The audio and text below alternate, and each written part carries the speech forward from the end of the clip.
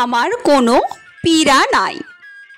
কৃষ্ণনগরে হলধর সিংহ নামে এক জমিদার ছিলেন। তাঁরই বাড়ির সম্মুখ দিয়ে গোপালকে তার বাড়ি যাতায়াত করতে হয়। একদিন গোপাল রাজবাড়ি থেকে বাড়ি ফিরছে। এমন সময় সিংহ মশাই দেখতে পেলেন গোপাল যাচ্ছে।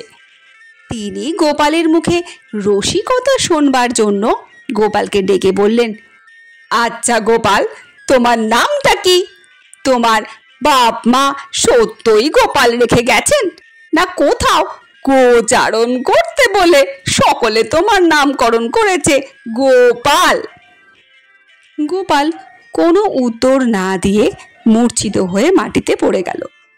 সিংহ মশাই সহসা গোপালের মূর্ছিত হবার কোনো কারণ না দেখে হতভম্ব হয়ে পড়লেন এবং বলতে লাগলেন, কি হলো গোপাল, হঠাৎ তুমি এমনভাবে মূর্ছিত হয়ে পড়লে কেন?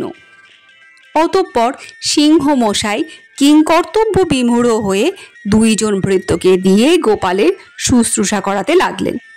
ভৃত্যগণ গোপালের চোখে মুখে জল দিয়ে পাখার বাতাস করতে লাগলো। গোপাল ধীরে ধীরে চোখ মেলে মিটমিট করে চেয়ে দেখতে লাগলো।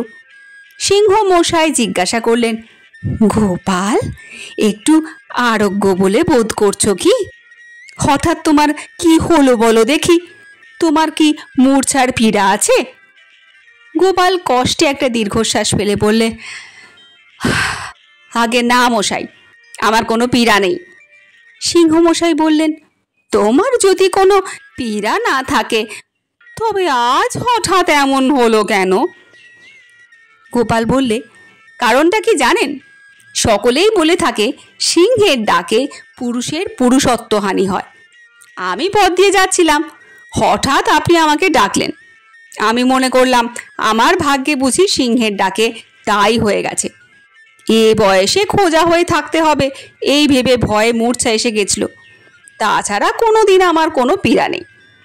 হলধর বাবু গোপালের ভাড়ামিতে সন্তুষ্ট হয়ে গোপালকে পুরস্কার না দিয়ে থাকতে পারলেন না।